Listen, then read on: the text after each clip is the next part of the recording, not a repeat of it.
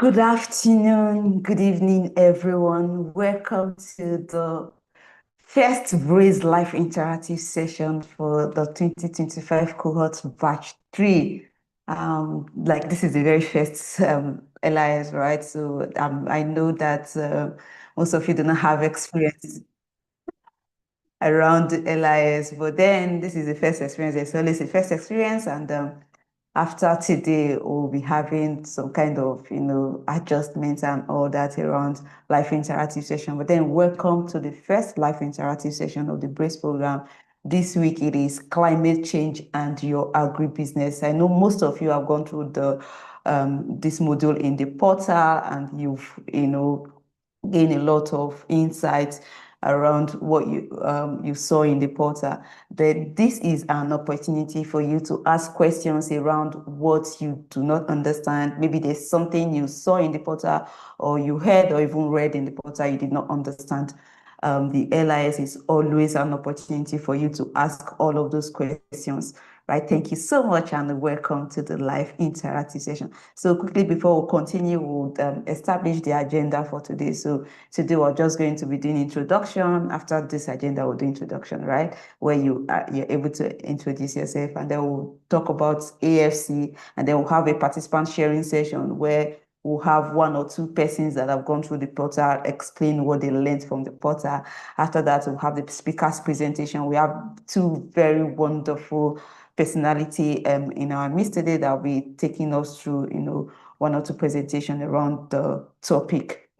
After that, we'll have the portal walkthrough, and then we'll have the membership drive. So quickly introduce yourself, tell us your name, your country, and your agribusiness. This is always the opportunity you have to, connect with other like-minded entrepreneurs. So we're actually in this group with different nationality, different country, different background, and all of that. This is an opportunity for you to connect with other people that are not coming from the same country as you and all that. So quickly, my name is Patience Brimo. I am from Nigeria, and in Nigeria, I work as a program officer at African Food Change Makers. So let's take it a little bit further. How are you feeling? I don't know, I'm feeling kind of nervous. I don't know if there's an emoji to use for because I was sharing my screen. I'm not able to use the energy to say the emoji to say I am feeling nervous. I'm truly feeling nervous, but at the same time, I'm excited to have the first live interactive session with you all. So quickly, let's use an emoji after introducing yourself. Let's use an emoji to say how you're feeling. Are you feeling nervous like me, or you're feeling very excited, or you're very optimistic? Use any kind of emoji to show us what you feel and how you feel. So quickly, let's talk about African food change makers. Many of you know Braze, but you don't know African food change makers. African food change makers is the organization, while Braze is the program or the project, right? So at African Food Change Makers, we believe that small and medium-sized enterprises are the lifeblood of the food ecosystem in Africa. These enterprises are driven by visionary, dynamic, and innovative entrepreneurs who operate as primary producers, aggregators, processors, distributors, finance and technology providers, chefs, cooks, consultants, and innovators. We call them change makers. So really, you are all change makers because one way or the other, you fall into some of these categories that I have mentioned. So we also understand that these change makers are faced with the devastating impact of climate change, global and local risks and shocks, macro and microeconomic challenges. These entrepreneurs need funding, they need training, they need visibility, market linkages, and a community of support to successfully scale their businesses. And then through the African Food Change Makers Hub, we enable African entrepreneurs like you to start and scale resilient and sustainable agribusinesses that nourish Africa and the world at large. So how we do what we do is by community, by data and opportunities, visibility and recognition, as well as learnings and trainings, just like what we are having on this call. So quickly, this is the part I used to like very much, the part where you get to tell us what you have learned from the portal. So this is only for people that have gone through module 1 in the portal. to so I would just call one or two persons to share with us their key takeaways from the portal, from the module, what they have learned or what they felt was like a really new thing that they learned from the portal. So please, I know some people are already raising their hand. Drop the hand if it's not to share what you have learned in the portal. If you have questions or other things that you want to say, we'll call you up later. But this moment is for us to learn about the portal. So I see some hands raised.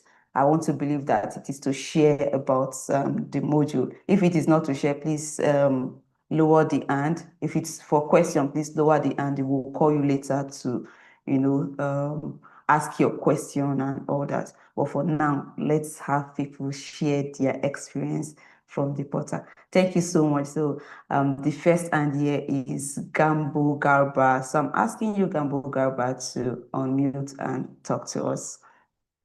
Hi, Gambo, can you hear me? Yeah, I can hear you. Can you hear me now? Yes, I can hear you. Please go ahead. Good afternoon.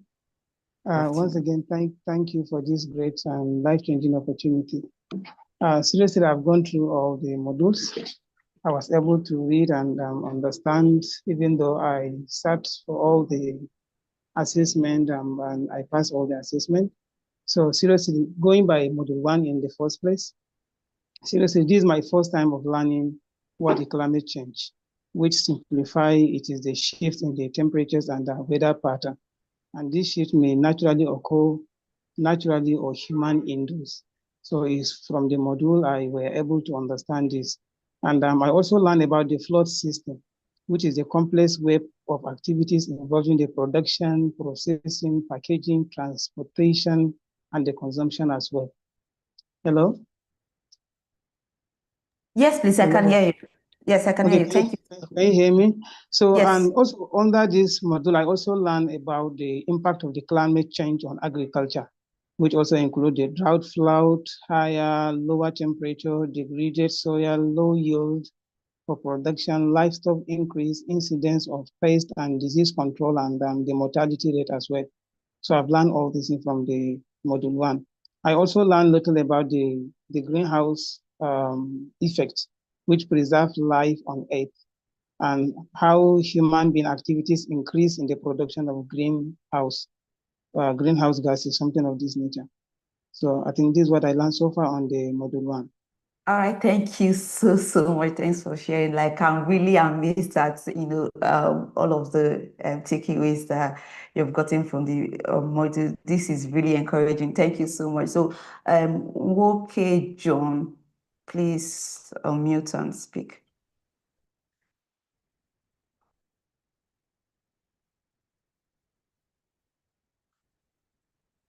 Hi, okay, John. I'm asking you to unmute and speak. Okay. Can you hear me? Okay, yes, please. Go ahead. Yeah, please, I'm so happy to be here. I want to tell the house that this program is a nice one, and I've been able to learn a lot of things, just like the last speaker has said. I've been able to learn many things about climate change, its effect on agriculture, particularly in the area of poultry. I'm particular about that poultry. By the virtue of this class, I've been able to understand that climate change can affect poultry business adversely if not well managed. And then I've also been able to understand that there are certain times that you don't need to engage in this business because of the weather. You have to put all these things into consideration. So I also been able to understand that there are areas in which infrastructural deficit can also bring about a shortage in availability of the resources that is required for us to have what we need in this area. So thank you. Hello? All right, thank you so much. Thank you so much, okay, for sharing with us. And please, let's just make it snappy. I know that we all have so many things to share. We still have a lot of hands raised so that we can quickly do this and get to the speakers session, as our speakers are waiting for us, and it's not in our culture to keep them waiting for too long. Alinuswe Kapesa, please, I'm asking you to unmute and speak.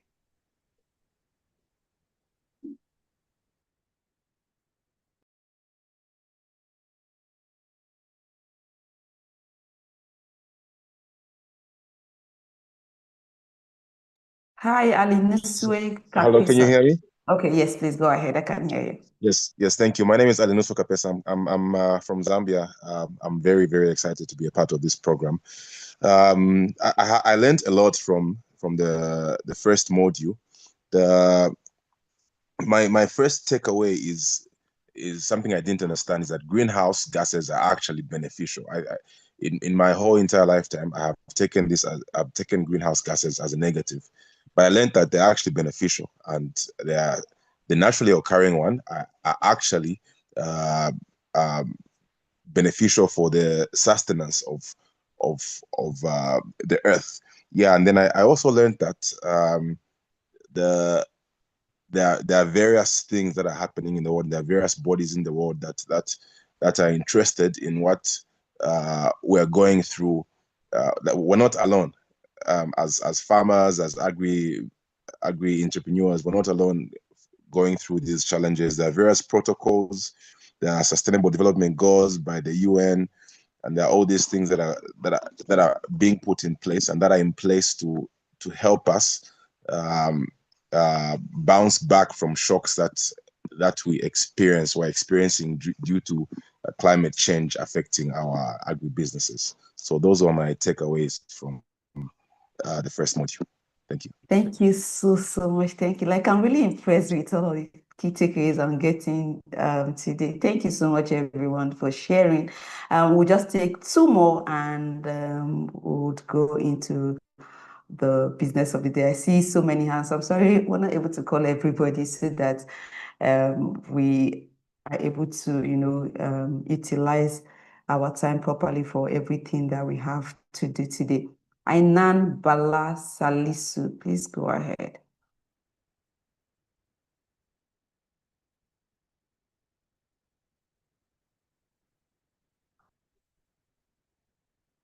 Oh, I'm not sure. Ainan Bala Salisu, can you hear me? If you can, please. Yes, good afternoon, everyone. Good My name is afternoon, please. Ainan Bala Salisu. Are you hearing me? Yes, please, I can hear you. Okay, my name is Ainan Bala Salisu. I'm from Nigeria. Presently, I'm into crop cultivation.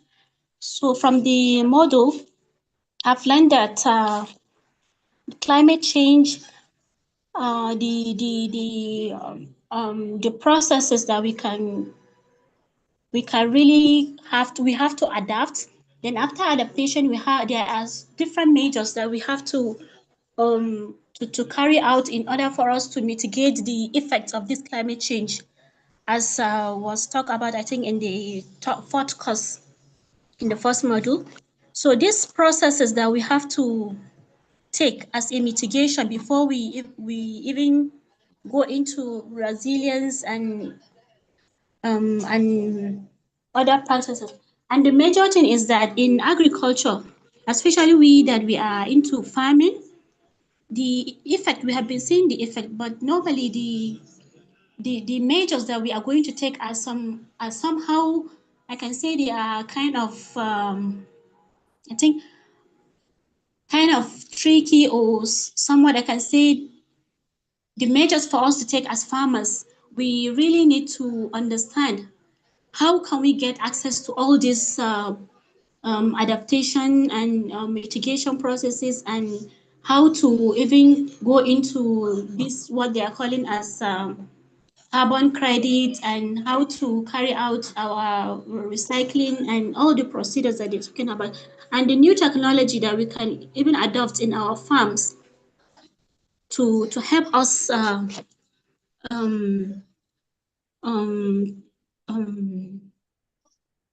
so as I took from the distance, sorry. All right, thank you so much, and thank you so much. I appreciate that. Thank you. So one more, and we'll go. Zachariah, please go ahead. I'm asking you to unmute. Hi, Zachariah. Yes, hello. Can you hear me? Yes, please, I can hear you. Go Hello, ahead. everyone. My name is Salifu Zakaria, a medical student and a co-founder of Sunfire Solar Dry Technology. We are into the fabrication of mechanical grain dryers to cap post-harvest losses. Actually, before I joined this program, I wasn't having any knowledge on how my agribusiness is impacting on the environment negatively. But after the model one, though I haven't taken the assignment yet, but I got to realize that in one way or the other, my business is negatively affecting the environment. That is based on how we handle waste and the transportation process.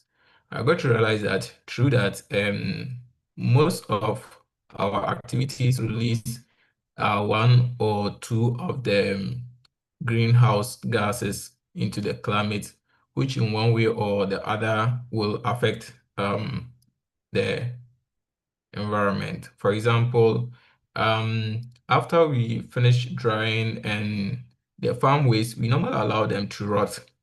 So these farm waste, especially cassava, when it rots, it emits a lot of methane gas into the environment, which is in one way or the other very harmful. But after going through the model, I got to realize that there should be a way in which we should always manage these waste from our business, so that it will not impact the environment negatively, but it should be of good use to the environment, and also recycling it to other products that will be beneficial to the environment and also generate income at large. Thank you. Thank you so much, Zachariah. Thank you so much, everyone that have, shared their key takeaways from Module 1. Really impressive, I must say. Thank you so much, everyone. So quickly, I'm sorry for those that their answers still raised. You can drop it in the WhatsApp group anywhere. The WhatsApp group will be open so that we all share in what you have learned from the session, from the module. So quickly, we'll have the speaker's presentation, and our first speaker today is Dr. Debisi Araba. For those of you that have gone through the module, I'm sure this face is not strange to you. You must have seen him in the module, in one of the courses. So yes, Dr. Debisi Araba is one of our trainers in the Porter, and also has been a very significant contributor to the BRICS program since 2023. Dr. Debisi Araba is an agri-food and environmental policy and strategy specialist. He's a public policy innovation and strategy specialist focused on the future of food, the environment, and entrepreneurship. He's currently a visiting research fellow at the Center for Environmental Policy, Imperial College London. He also serves on the Malabo Montpellier panel of experts, an eminent group of global experts working together to enhance African and European government support of national and regional agricultural development and food security priorities in Africa. Previously, he led the African Green Revolution Forum, AGRF, as the managing director, and was also the African Region Director at the International Center for Tropical Agriculture, CIAT, a member of the CGIAR, the Consortium on International Agricultural Research. He has also served as the Senior Technical Advisor on Environmental Policy to the Minister of Agriculture and Rural Development in Nigeria. Debisi has a doctorate degree from the Center for Environmental Policy, Imperial College London, a master's in public administration from the Harvard University Kennedy School of Government, a master's in clean technology from the University of Newcastle upon Tyne, and a bachelor's degree in physical geography from the University of Ibadan, Nigeria. So with a very warm welcome in the comment section. I want to see you all, clapping your hands, giving some welcoming emoji and all of that in the comment section as we welcome Dr. Debisi Araba to the virtual podium. Hi, Doctor. Good afternoon, sir. Hello, patients. How are you? I'm fine, thank you. How are you too? I'm very well, thank you. Thank you for having me, and thank you, everyone, for joining this session. I hope you enjoyed, or you're enjoying the virtual the module so far. Think it's more of an interactive session, but I just wanted to do a not a recap of what you've already studied, but just give you an overview of what's going on in the world.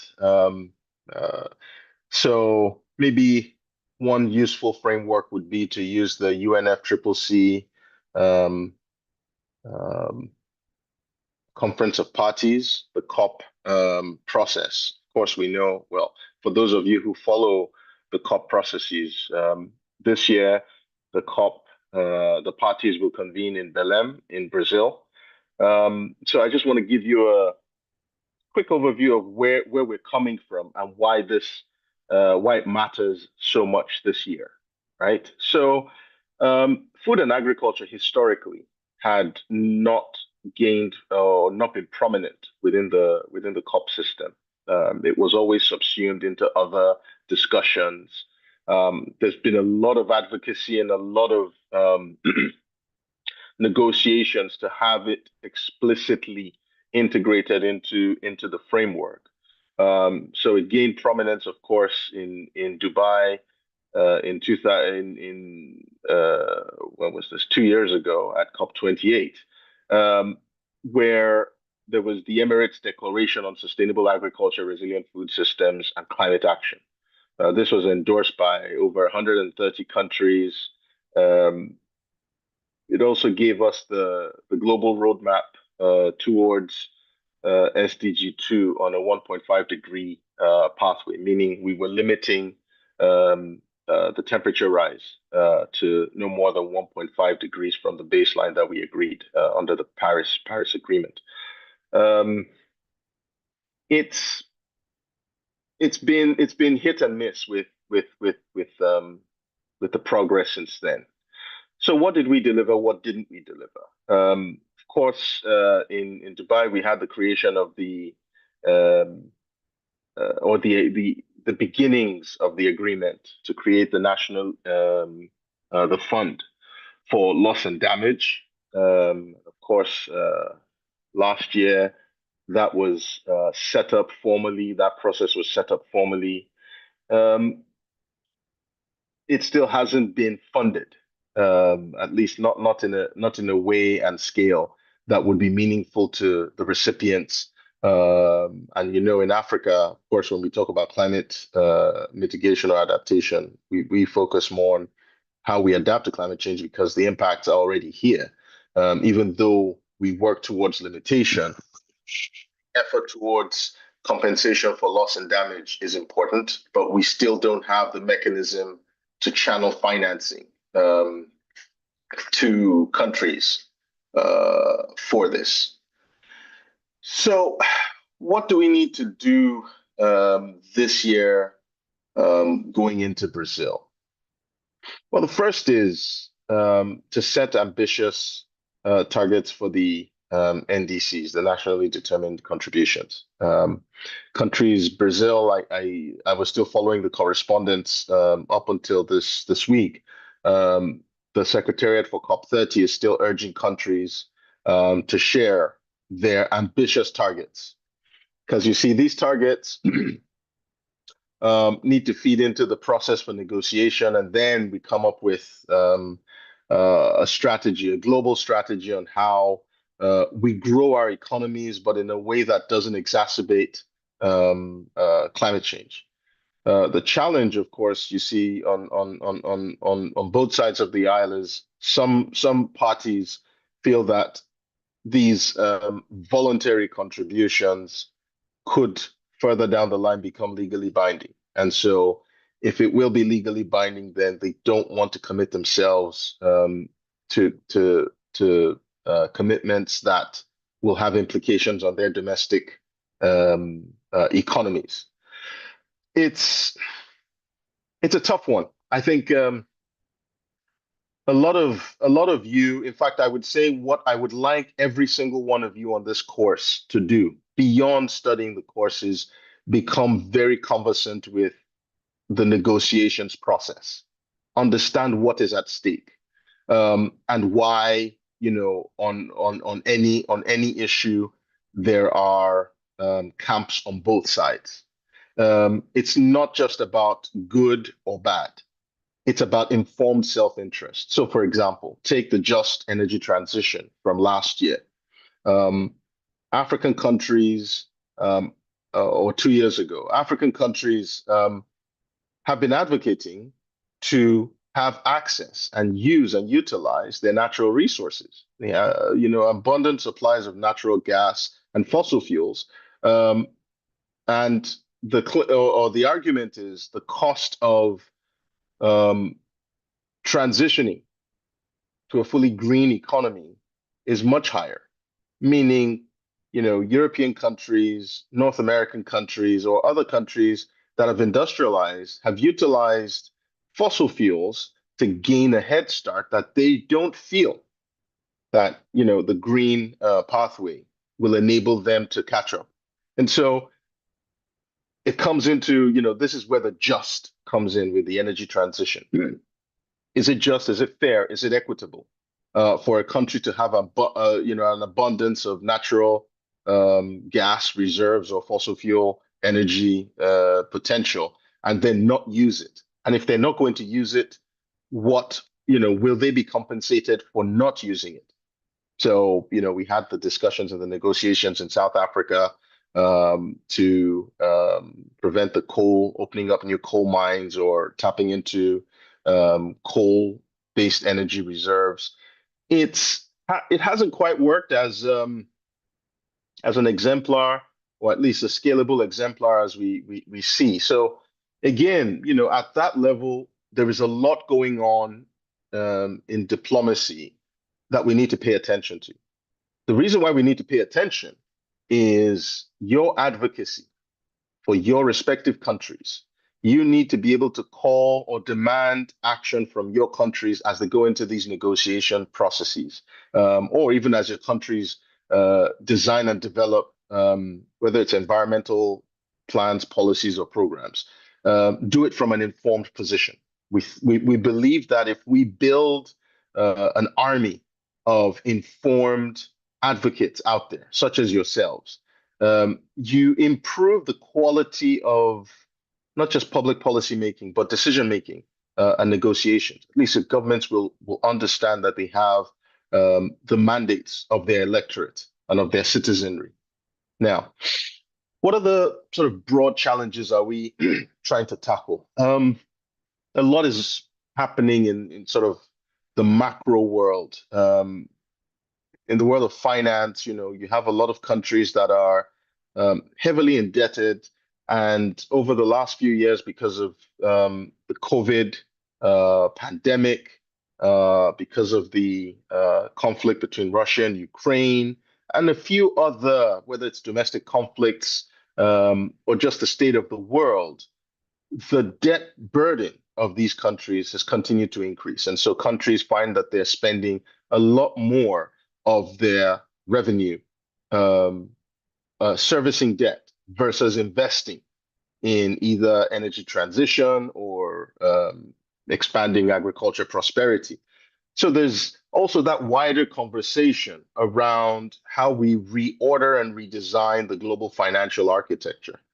Can we ensure that countries, African countries, can access financing in a means that is accessible, affordable, and available? Can we get lending rates that do not internalize implied risks that are historical? So, for example, there is the premium and the penalty of African countries borrowing from the open market or borrowing commercially. And so financial access is quite limited. One of the activities I've been most recently involved with is helping the African Development Bank to design a financing mechanism for agriculture SMEs. We held a huge convening in Nairobi in March, where we brought together or we synthesized evidence from across the continent and actually around the world. Where were the best ideas on how we get financing into the hands of those who need it most in these ways, accessible, affordable, and available. And we are in the process, the African Development Bank is in the process of launching a $500 million financing facility. And this facility is going to leverage funds off the balance sheet of the African Development Bank to catalyze $50 billion of additional financing.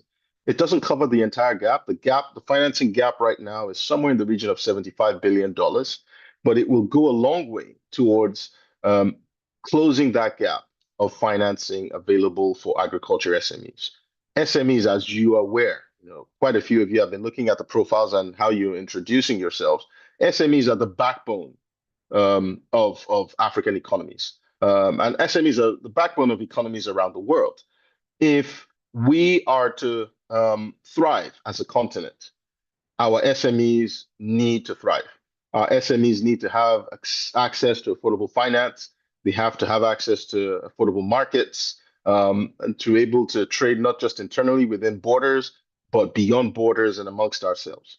So this SME facility is one of the things that we are working on to ensure that, look, in this wider scope of addressing the shocks and stresses of climate change, financing is not an undue burden to SMEs. We cannot control, the macro shocks anymore or the stresses, but what we can do is build resilience. One of the mechanisms for resilience, of course, is the financial means to bounce back. And so there's a lot of creativity going on in the space, a lot of ideas, a lot of new innovations being tested. And of course, as we go into Brazil, we've talked about what is expected of ourselves and what we should be expecting from our political leaders. One of the things that we should be expecting is to turn these finance goals into flows. It's enough of hearing about target setting. It's now to see the actual dividends of these target settings. So how do we get meaningful mechanisms to get financing into the hands of those who need it most? How do we support the delivery mechanisms? And how do we ensure that we internalize the cost of producing or generating carbon and transition into means of production or industrialization that is much greener and healthier for people and for the planet? So I would say for the next 12 to 18 months, we'll keep an eye on the NDCs and the NEPs. We'll keep an eye on what's going on, not just from the government side, but what's also going on from the private sector side. What's private industry doing to adjust and align to this new world? What new financial instruments will be created that will work? And then how do we ensure that our voices are heard at national level and continental levels? So with these few words, I think I hope that sort of adds context to your learnings and makes it more real for you. Like how tangible does this learning become for you, and how useful will it be as whether you go into private enterprise or you want to work in public policy or you want to work in civil advocacy? The information is the power. Please feel free to engage with the content and use that information to become more powerful. Thank you very much. Patience? Thank you so much, Doctor. Thank you so very much. As always, you always remind us of current realities. Thank you so much, especially for all of the realities around COP30 that you have talked to us about. And I'm sure many of us after this call would go back to start, doing our research, ensuring that we find our place in advocacy and all that we can for to be able to improve our negotiation in COP30. Thank you so very much, Doctor. I know there will be questions for you. I'm very sure there will be questions. But then before that, I would like the other speaker to, take this presentation. Then we can now go into the Q&A properly. So if you have any questions for Doctor, please write them down, and there will be time for you to ask your questions. So I'll share my screen again and quickly introduce the second speaker for today. So for the second speaker, we have Dr. Tine Ageno is the global team leader for Sustainability Eternal Limited. Dr. Tine Ageno is a development and humanitarian aid practitioner with over a decade's professional coordinating and managing the implementation, monitoring, and evaluation of projects and programs across the thematic areas of environment, climate change, agriculture, violence, migration, and livelihoods, while utilizing policy and influencing skill sets to mainstream gender equality, diversity, and social inclusion into programs at individual and system levels. Currently, the global team leader at Sustainability Eternal, he oversees and provides strategic leadership to the organization's sustainability initiatives. Prior to his current role, he worked as business development manager and thematic lead for environment at the Women Environmental Program, senior programs officer, and later as program manager, respectively, in 2 national non-profit organizations, where he supported the development and implementation of environment, gender, and climate change strategies and programs. He utilized his skill set in networking, people management, research, situational analytics, model design, and business projections to create strategic partnerships, strengthen organizational systems, and mobilize resources for program sustainability. Let's, with some loud ovation. I know I cannot hear the ovation. I wish I can, but it's a virtual session. But let's see it in the comment section that we're appreciating Dr. Tine Ageno as I welcome him to the virtual podium. Good evening, Doctor. Can you hear me, sir? Yes, I can hear you, Patience. Thank you. Can you hear me? Thank you so much, sir. Yes, I can hear you. Over to you, sir. Okay. So thank you, Patience. Thank you, wonderful colleagues from across Africa. It is my pleasure to be here again to have this conversation with us on climate change and how that we can take efforts as individuals and as a collective group to better our lives. I want to appreciate Dr. Debisi, my other colleague who spoke earlier. I found his contributions very useful. The insights shared, particularly about global responses to climate change, fits perfectly into the purpose of our meeting today. And I am glad that I also picked 1 or 2 things from his presentation. So for me, I thought that it would be very helpful for us to maybe continue with the Q&A session, because when I was coming in initially, I was expecting to do a bit of talk through climate change and its impact on agriculture. But from what I see or from what I feel in the house, I feel that quite a number of us have gone through the modules already, and would have thought that it might be a better utilization of our time if maybe I dedicate the session to providing clarity on some of the issues that we may have had while we were reading that. Because I see that if I go over all that maybe has been written or has been captured in the model already, it might be a not so efficient utilization of our time. And so I am wondering, I'll be putting these questions up to us. Do we want the session to be such that you raise questions about areas where you require further clarity? So we can dedicate at least the next, I think I'll be talking for 1 or 2 minutes. We can dedicate the next 12 minutes to providing clarification to those issues that we may have had on the model which we read.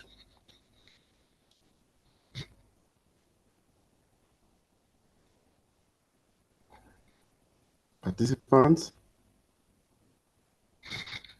do we think this is a good plan?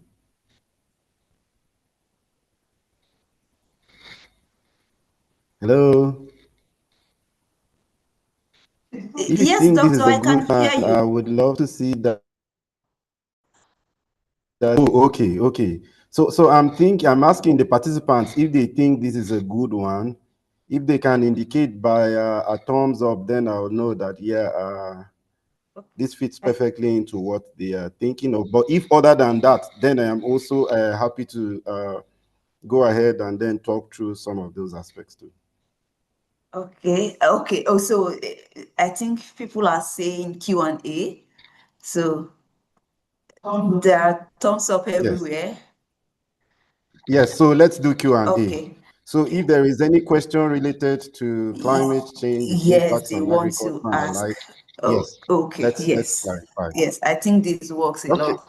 All right, thank you so much. Right. So we'll just have them raise their hands. So if you have questions that you Yes. want to ask Dr. Tunde or even Dr. Debisi, let's say, Yes, exactly. just raise your hand and say, and we would ask you to unmute and just address your question to whoever you want to, answer the question. So that we can be very swift about this. Thank you so much, Doctor. I think this is really a very good idea. Thank you. So please, dear participants, let's raise our hands if you have questions, and I'll ask you to unmute and ask your question. So I think I'm having only 3 hands. Okay. All right. So the first hand here is Zakia Sani Garba. Please, I'm asking you to unmute and speak. Good evening, everyone. My name is Zakia Sani Garba from Nigeria. My question is on digital climate agriculture. I found it while doing the models as one of the ways of mitigating climate change, and I don't know what it is, digital climate agriculture. And my second question is how we can, I think, preserve water or something like that in our farms to avoid drought. How we can keep water in our farms to avoid drought. Then definition of digital climate agriculture and how we can use it. Thank you, sir. Water savings on farmlands. Okay, thank you, Zakia. So, Doctor, do you want? Okay, all right. Please so go ahead, would you rather we answer every question as it comes or take them and then answer at once? So that's actually what I was going to ask you, whether we take all of the questions, we just write them down and okay, yes, I'm writing the questions down. Yes, okay. I'm writing them down. Okay, all right. All right, Ali Nuswe Kapesa, please go ahead. Thank you very much. My questions, when I was going through the first module, the first presenter, the doctor that just presented before, mentioned something to do with climate financing and carbon trading. I wanted to find out how we can go about that as agripreneurs and specifically as farmers. How can we go about benefiting from climate financing and carbon trading? Okay. Thank you, Ali. I've taken note of your question. Okay, all right. Thank you so much, Ali Niswe Kapisa. Shafi Abubakar, Carrie, please unmute and speak.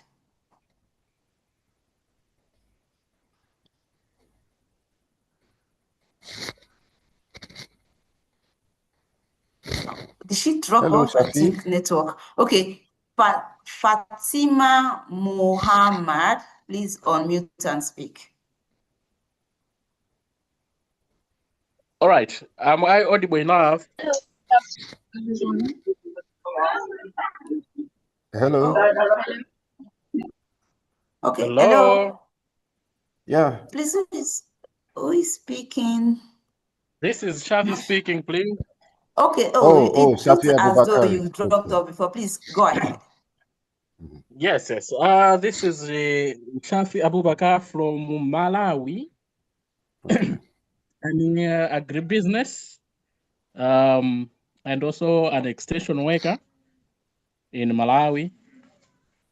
Doing agribusiness, especially in crop production, especially in maize and rice, as well as groundnuts. On the issue of climate change, in Malawi agriculture sector, we have various aspects or mechanisms which are used to address impacts of climate change, especially drought, especially dry spells, prolonged dry spells, and the droughts. By having some water harvesting technologies such as soirees and infiltration pits. As a Blaise, do you also have those technologies in the curriculum, or there are special strategies which Blaise is going to share with us? I just want some sort of enlightenment there. If those strategies which are common used in Malawi to address such kind of to address those impacts of dry spells and the droughts, whether some parts of Africa and especially Blaise, they have also the same technologies, or you have some other new trends which you are going to share with us? It's just a question. All right, thank you so much, Shafi. I think that's for Breeze. Well, I've noted that as well. Thank you so much. It was Fatima Muhammad that was about to speak. I think she has. Okay, please raise your hand again and we'll tell you to speak. Wazini Andrew, please unmute and speak. Can you hear me? Yes, clearly. Please, I can hear you. Okay. My question is similar to the one that concluded now. I am part of northeastern part of Nigeria. We have sometimes about this climatic change, which is overflooding dry season. Sometimes the rain will come and it will come much, it affect crops. And sometimes when the season came for the rain, it will come to the point that overflowed into the sometimes. Most of the time, citizens, farmers are losing in some part of areas which farmers are doing. So in this kind of area, sometimes you may do your analysis and testings, but sometimes it will still fail. What kind of technology or solution are we going to equip in this kind of more especially this climatic? Because as of talking right now, some of the eastern part of Nigeria, northeastern part of Nigeria, presently, more especially where I am, is currently sometimes overflowing. So I don't know, is there any technology or is there what we can do to solve this kind of issue? All right, thank you so much, Wazini Andrew. I'm sure we have noted that as well. Joseph David, please go ahead.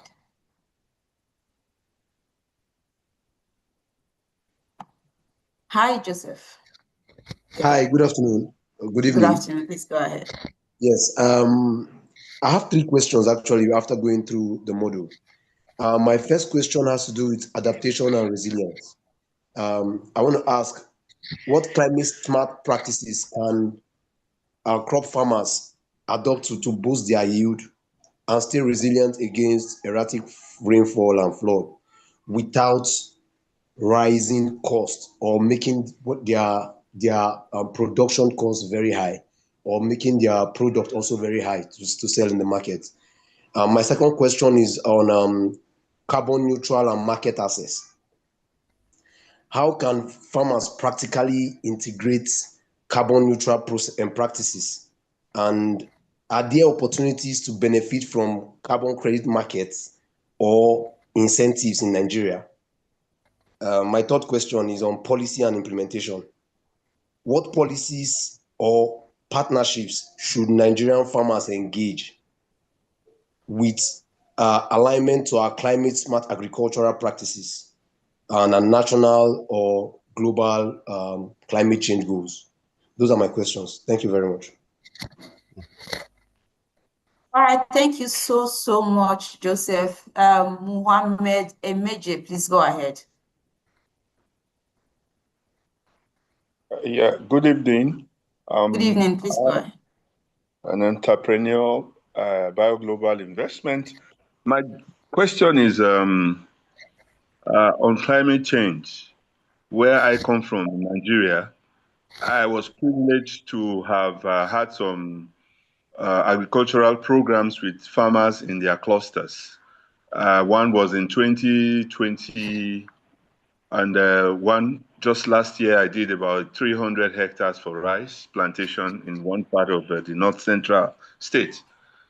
And here, the farmers are left at the mercy of this issue of climate change. And what I want to really inquire for is how can these farmers be assisted? You know, because government rather cannot do it alone. And when we try as aggregators, we only can do the best we can. And when we try to talk with some multinationals who will pledge coming to the aid of our farmers, at the end of the day, nothing forthcoming. Yeah, we have this good land for farming, and year in, year round, there is this issue of flooding, especially in one part of the north central where I majorly work is the Kogi State flank of the Bassa local government, where you have the Fadama land. We've almost practically had losses and losses. So where can aid come from? Thank you. All right, thank you so much, Mohammed. Thank you so much. So we just got a notice that Dr. JPC Araba soon be leaving the call. So Doctor, thank you so much. But then before you leave, I'd like that you react to probably some of the questions, especially the ones that were directed from around climate financing and how farmers can contribute to the process of negotiation, and then how they can benefit from carbon market incentives in Nigeria. So thank you so much, Doctor. If you can respond to all of this, I appreciate it. Thank you, sir. Yeah. Okay. Well, thank you. Thank you very much. So there are carbon trading platforms for Nigeria. It's still very nascent, and the price it varies. Now, why does it vary? It varies just because it's not that there's a pool of money sitting on the table for you to tap into. It's that people are buying offsets, and so you are receiving that. First, you need to prove the quantum of carbon you are avoiding. Either you are storing on your land, on your farm, or you are avoiding on behalf of the other entity who will be purchasing. And so I'm just trying to think. I don't know the organization. So maybe Dr. Ageno, if you can help with that. I think we've got the climate change. What's it called? National Council on Climate Change. Yeah. We've still been working on the Article 6 framework. Correct. So if indeed there is sort of an open marketplace for carbon trading, I'm not so sure. But if there is, what is happening is more of a B2B, B2C type exchange, as long as you can prove the sequestration on your land and on your farms. I shared I think what I'll do is, because I don't want to take too much time. I'll while I'm still here, and before I head out, sorry, I have another meeting to go into. I'll put responses in the chat, and Dr. Ageno can continue to address the questions that were asked. On the semi-arid tropics, I put a link there to ICRISAT, the International Crop Research Institute for the Semi-Arid Tropics. There's a lot of technologies on how you can adapt to climate change. A lot of technologies. I would say, if anything, the challenge with agriculture and climate smart agriculture is, every practice is climate smart everywhere, but all practices aren't climate smart in a specific location. So it's context specific. So you've got to know, what is the climate reality? So how connected are you to NIMET or the Meteorological Services Agency in your respective countries? What are the climate realities for the planting season? Are you purchasing the right resilient varieties? Are you planting the right varieties, whether it's flood tolerant, drought tolerant, heat tolerant? Are you investing in insurance? Crop insurance? Are you hedging against whatever predictable scenario for any particular season in the short term? And then, of course, for the larger scale shocks, we have the Africa Risk Capacity, which was designed to help countries absorb these larger scale shocks and disasters. But, again, it can only do so much. So it's really about how you tap into the information. I think a lot of it was in the module, how you tap into the information and then how that informs your investments as an entrepreneur on your farm or in your agribusiness. Over to you, Dr. Ageno. Okay, thank you, Dr. Debisi. Well answered.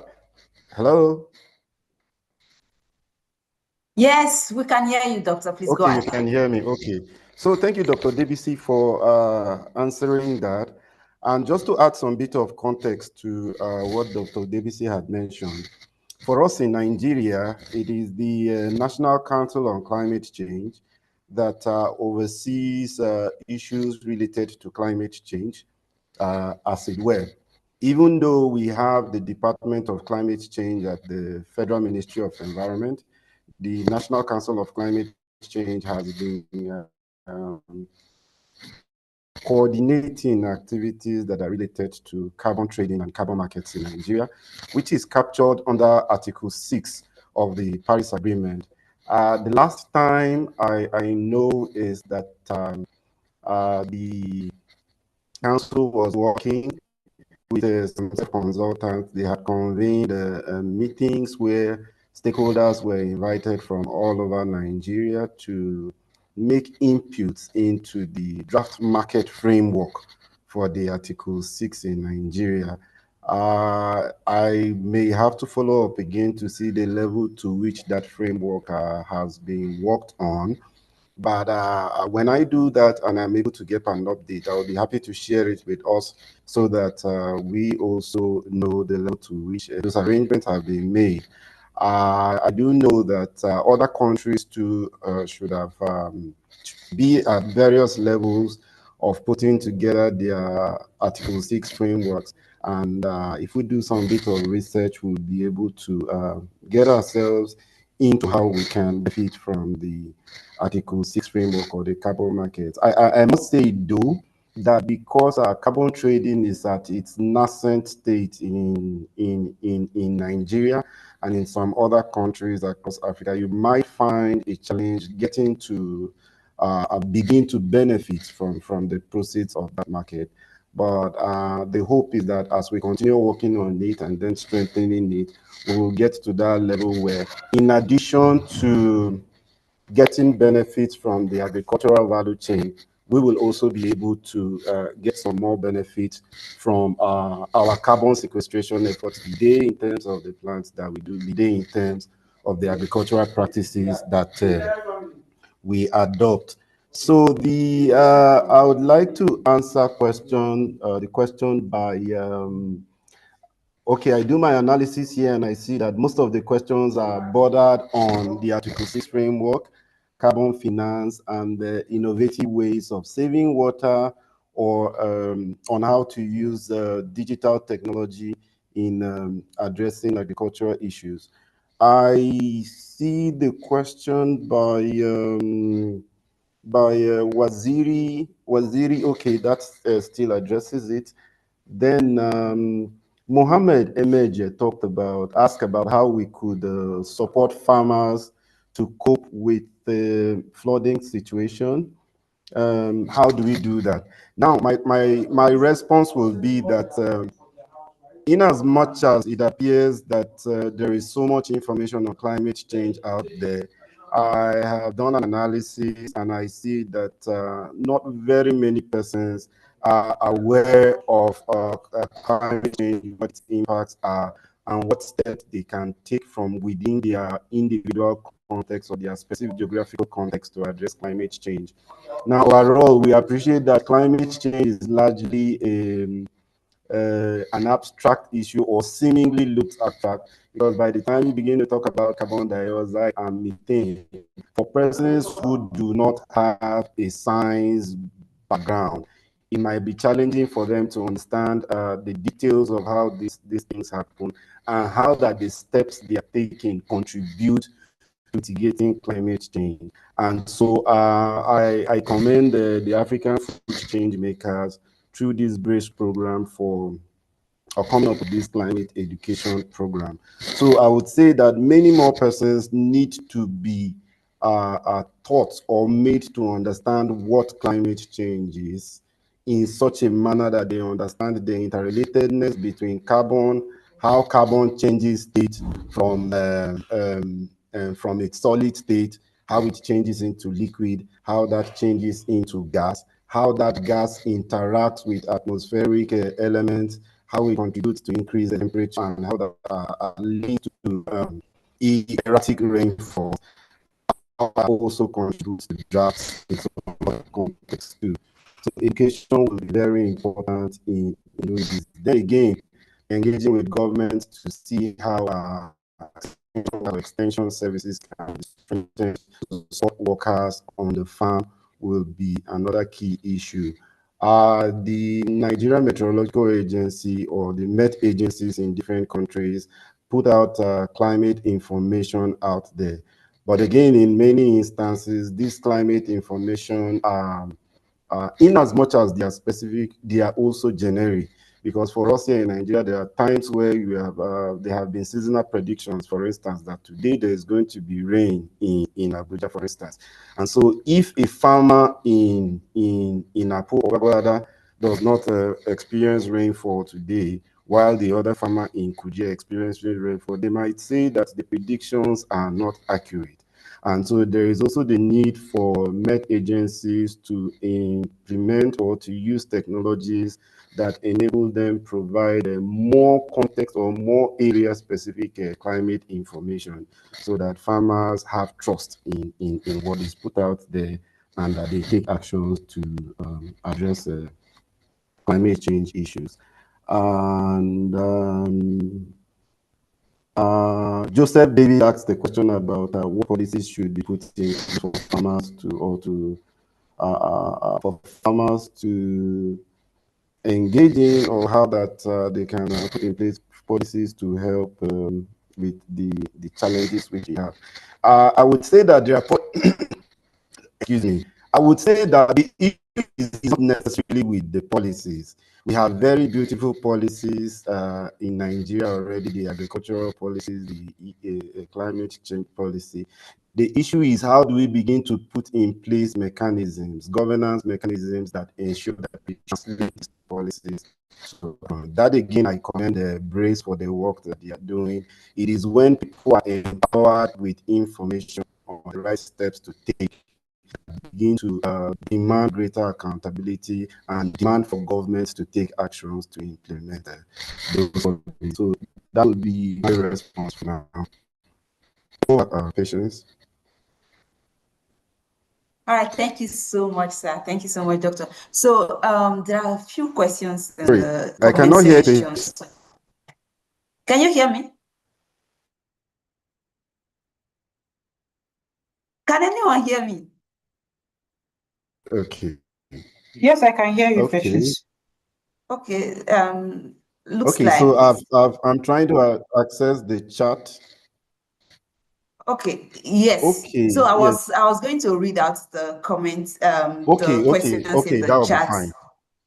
So Okay, that that'll be fine. we can just take them once and move on to those that their answer are raised. So there's a question here Great. from Joseph Timothy. He's asking, what strategies has Africa put in place to deal with issues relating to carbon financing? Adebola Adenle is asking, he said, we're always talking about the negative impact of climate change. Are there positives to climate change? Then another question, this one is from Lona. This person is still talking about carbon finance. He said, how is carbon credit calculated and how does it benefit farmers? Another person is saying, how can carbon credit benefit the fish farmers and poultry farmers in Nigeria, and in what manner can it be applied to our fish farm production? And then the other person is saying, how do you see, what do you recommend to the current carbon market status in terms of greenhouse gas reduction globally? And then another person is saying, okay, how can we optimize green beans yield without using chemical fertilizers? And another person is saying, how can someone use drone in farming? I think these are some of the few questions I've been able to, pull out from the comment section. Yes, sir, Doctor, please. Okay. So thank you for these questions. I will take them as they come. First, the question on carbon financing. Like I mentioned earlier, there is the article called Article 6 Framework. Or maybe I should simplify sort of in a way the presentation that Dr. Debisi made so that we understand how this framework came about. So scientists all over the world since the time immemorial have been observing and measuring weather elements, curious about how their world works.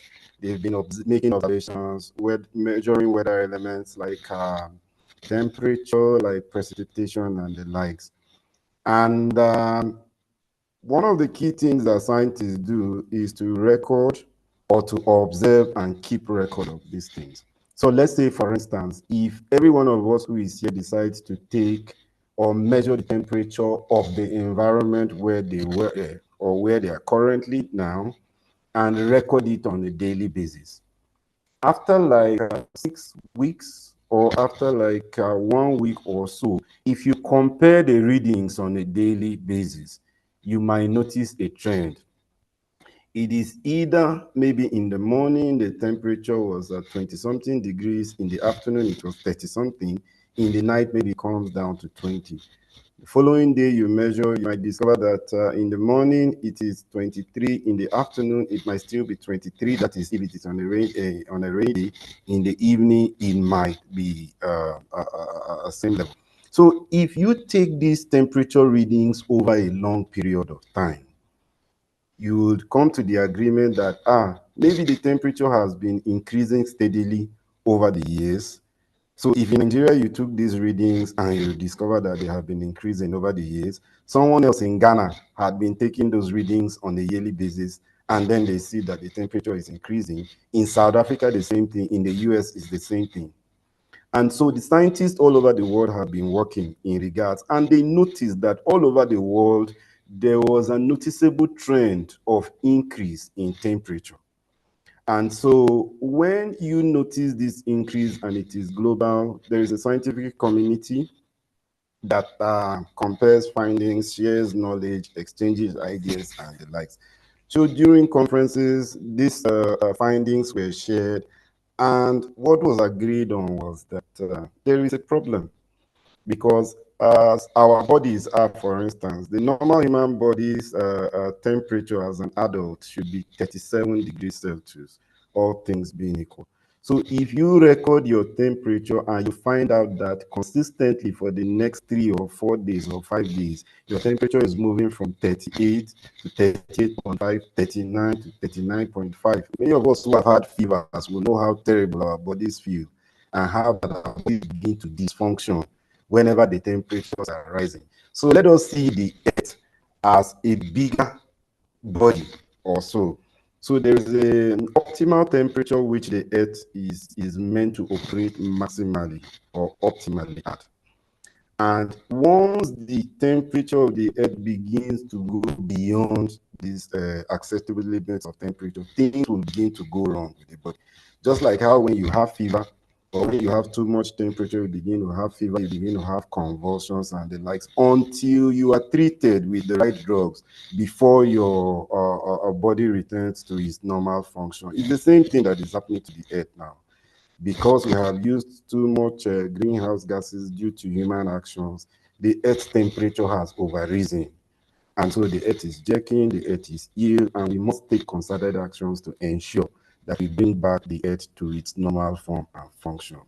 So all over the world, there are meetings which are held and actions are agreed on what each nation should do to ensure that collectively we work to return the Earth back to its normal function.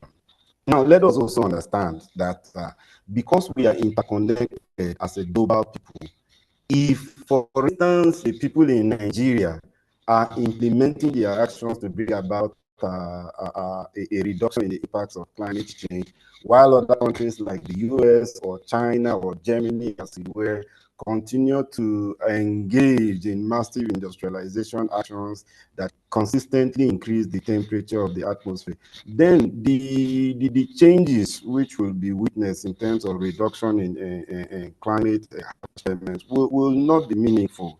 And so everyone will need to be have their hands on deck. So let us see the nationally determined contributions as one of the agreements that were made. That, for instance, in Nigeria, based on what you do, maybe in Nigeria you farm rice, you farm maize and the likes, how do you begin to farm your maize in such a way that it does not contribute too much to the greenhouse gases that are released in Nigeria? US, for instance, maybe much of what you get from the manufacture of cars or the use of petrol. How do you begin to implement innovative technological actions, for instance, so that as you are manufacturing cars, you are not releasing too much greenhouse gases into the atmosphere? So all these actions which each nation is meant to take is simply what has been compiled into that document called the Nationally Determined Contributions. So this is how much Nigeria you will contribute to the reduction in climate change. This is how much China you should contribute to the reduction. This is how much Ghana, South Africa, and the likes should all contribute. So every nation has its own document that captures the contributions which they will make to reducing climate change. And in a similar manner, the Paris Agreement also has a section which is called the Article 6 framework, which speaks to issues of carbon markets in different countries. So all nations which are signatory or to the United Nations Framework Convention of Climate Change have the responsibility or obligation, rather, to come up with frameworks that are country-specific, that enables them to benefit maximally from carbon sequestration efforts that cut across sectors. It could be agriculture, it could be transport, it could be manufacturing, it could be oil and gas and the likes. And so, like I mentioned earlier, I will encourage that if we go back, it will be important for us to do some bit of more reading on the specific Article 6 frameworks that are related to our particular countries, and that will help us a lot. that is it, the carbon markets. So are there positives to climate change? Yes, I would say that there are positives to climate change. I give you an example.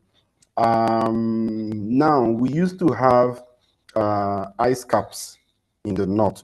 And so there were times where if you went to the polar north, you would find freezing temperatures which may be as low as minus 30-something degrees Celsius or minus 20-something degrees Celsius. Whereas when you come to temperate, when you come to hot areas, like Nigeria, for instance, you go to a place like Kano, you might find temperatures going up to 42 degrees Celsius. If you go to Dubai in August, for instance, there are times where temperatures go as high as 50 degrees Celsius. But because of climate change, the ice caps over there are melting, and there are some places which in some way are becoming way much cooler because of the impact of climate change. There are also areas which used to receive significantly low rainfalls, but they are beginning to have increasingly better rainfall these days because there is climate change. So whereas other places are witnessing the terrible impacts of climate change like droughts, there are other places which typically had issues with drought, which are witnessing increasing rainfall these days, and which are also increasing better appropriate temperatures because of climate change. It's quite an irony, but yes, the climate change also has its own benefits. And then look at it again, sea level rise in some other places because of the melting of the ice caps. We see a situation where there is increasing sea level rise. So while this sea level rise is submerging communities in certain areas, this same increase in water levels is providing water to places which hitherto had issues with drought. And so that is another benefit of climate change. If you also research, you will find out a bit more of the benefits that also come with climate change, even though there is often this tendency to de-emphasize the positive impacts of climate change, looking at the fact that the negative impacts are considerably more grave as compared to its positive impacts.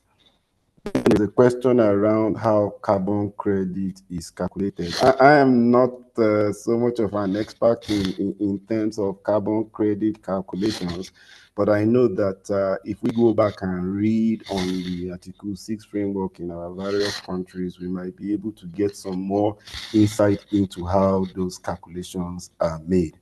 There is also a question about how carbon credit can benefit fish/chicken farmers in Nigeria. Now I have some knowledge about how this works.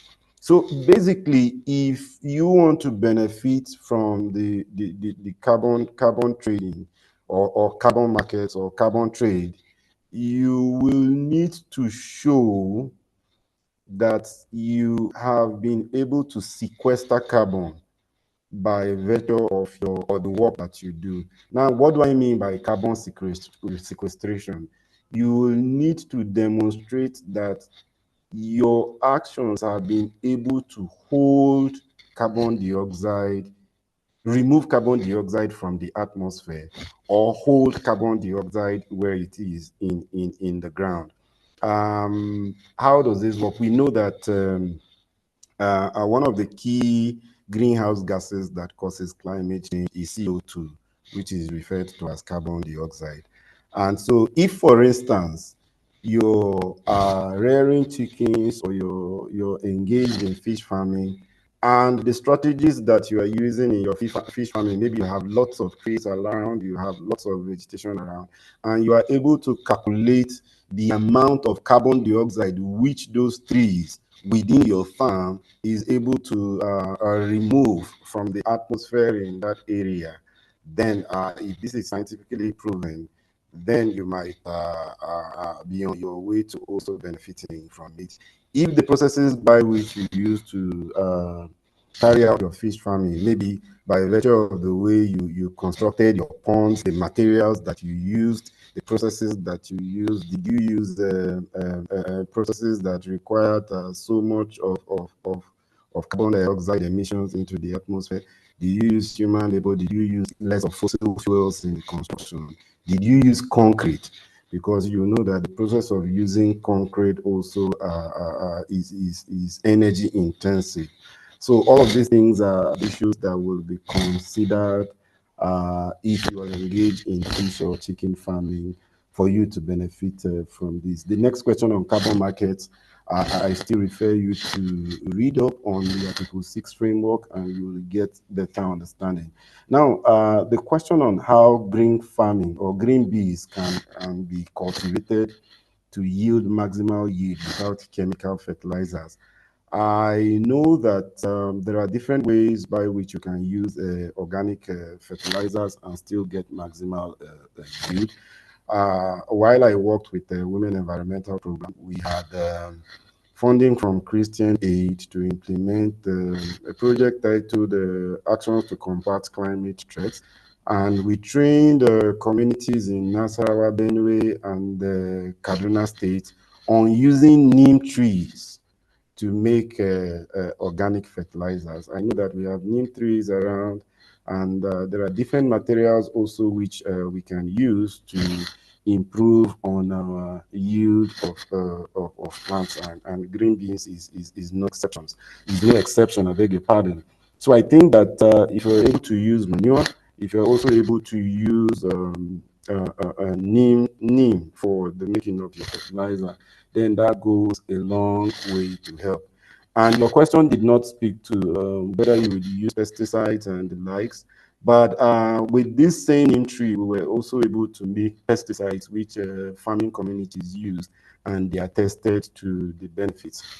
Now, I have also personally used one of the neem pesticides, which one of the beneficiaries from that project made in Benue State. I also worked with ESLF at some point, and I discovered that the mango tree, which was in our office complex, was being infested by termites. And so I now asked one of the beneficiaries to bring the neem fertilizer, the neem pesticide, which he made, and we sprayed it on that tree. And given just a week or so, all of the termites disappeared. So yes, truly, I can attest to the fact that organic inputs also help, and you might also want to try it from your end. And as we get all of these testimonies, it strengthens the position or the argument for the use of organic inputs in agriculture. How do we use drones in farming? Drones can help with the observation of your farm area, aerial observation of your farm area. I am also aware of some places where drones have been used to administer fertilizer or pesticides to the farms. There might also be other uses which drones can be used for, but regularly these two come to mind, or three rather come to mind, for the observation of your farms, to know what are the current state and if there are any challenges, and how that you can take actions on that. Broadly, that will be classified into data gathering, and then for the application of farm inputs like fertilizers and pesticides as it were. So thank you, and over for more questions. Thank you so much, Doctor. Thank you so much, sir. Let's quickly take the last set of questions. I think I have 1, 2, 3, 4, 5 hands raised. And for those of you that are asking questions around carbon credits, calculations, how to calculate footprints and all of that, we have that again in week 5. So we're having an expert come to talk to us around that in our week 5 live interactive session. Ensure that you don't miss that session if you want to learn all of this. I just thought to quickly let you know as well. Thank you so much. So how did the hands increase just now? I was having 5 hands, now 7 hands. Okay, please, these 7 hands, please, and won't take more questions. All right, thank you. So Antonius Caruro, please go ahead. Good evening, Patience. Good evening, Dr. Tene. Good evening. Please go Thank ahead. you. It's my Good it's my evening. pleasure. It's my pleasure to be a part of the BRACE project. I'm based in Botswana, and I'm a former United Nations World Food Program hydroponic consultant. So really, what Doctor said is very true that many of our farmers does not or do not understand what climate change is. They don't really have information on that. And that's really true and critical. Now, through the modules and everything, I managed to finish all my modules. By now, I am done with it. But what I came across is that the whole program or the whole modules are talking to really regenerative agriculture, on how to do or to practice the best way of agriculture in order not to contribute towards the destruction of the environment. So, but what I see as a challenge, or perhaps that I want to put forth on how perhaps it might be a question, actually, let me put it as a question, is that in all the practice that we are going to engage in, also for us to accumulate the carbon sequestrations for carbon credits, it's looking at the method how we are practicing our farming activities. So, but our farming activities, for us to benefit on that, should talk to best measuring and management of soil health. So, in order not for us to destroy or to cause emissions and all that, but with the use of synthetic pesticides, I find it a bit difficult for us to adhere or to get to the level whereby we will be 100% organic, because I think the whole regenerative agriculture is talking to more organic practices. So my question is, what can we do? We know that there is the NEEM, there's a few other organic mitigating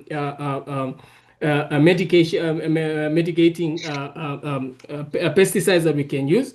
I don't want to call it pesticide, but I have a word of mine that I call organic sites. So I think we need to have these organic sites. Organic sites. Yeah, we need to have these organic sites in a much bigger or much bigger quantity in order for us to have them in our markets. So what do you think can be done in that aspect for us to have enough of the organic sites? Because the market is fluctuated with synthetic products, and they are all over. You get it any corner, behind any corner, everywhere you get it. But when it comes to organic, we don't get it. And this is going to be a challenge. So I think that's one thing that you as our experts, really perhaps you should look at, and even BRACE itself should look at. I really love the program of BRACE so much, and I learned a lot. And I think with the information I picked up through all these models, I am a better farmer from now on. And this is the information that I also want to share with other farmers within my community, and so that we can know really what climate change is, because I never knew even that soil tillage. Thank you so much, Antonius. Thank you so much. So that Thanks a lot. Yeah. So that will get other people to also be able to ask their questions as well. No, thanks, Patience. Thanks, Thank you. Patience. Yeah. All right. So quickly, please, let's be as fast as possible. Let's make the question, direct, straight to the point, so that Doctor can answer as many questions as possible, right? So thank you so much. Titilayo Bolaji, please go ahead and speak. Thank you very much. My name is Titilayo Bolaji from Lagos, Nigeria. And my question is there a significant difference between carbon credits and plastic credits? And during the earlier message from I'm trying to pick his name. He mentioned that the green markets, we imposing the green markets or the green environment situation on other African countries or developing countries that have not been able to maximize the natural resources like the fossil fuel. And he mentioned that they are looking at we having compensation around it. But is there other things or are there other ways that people can still be able to maximize these natural resources and limiting climate change effects or green gas emission? That's what I actually want to ask about. Thank you. Thank you so much, Titilayo. Thank you, and for being snappy as well. Zachariah, please go ahead. Okay, thank you very much, Patience and Doc. I'm Salif Zakaria from Ghana. Last year and for the past years, our farmers have been experiencing severe droughts in the northern sector of Ghana. Especially last year, about 80% of them lost their crops due to the severe drought. They all dry up. So I want to find out, is there any organization or systems that you can connect us with that will enable our farmers to predict accurately the weather conditions, the right timing of planting, so that to prevent this severe loss? The follow-up question too is that when it comes to the northern sector of Ghana, most of the farmers are having low level of education.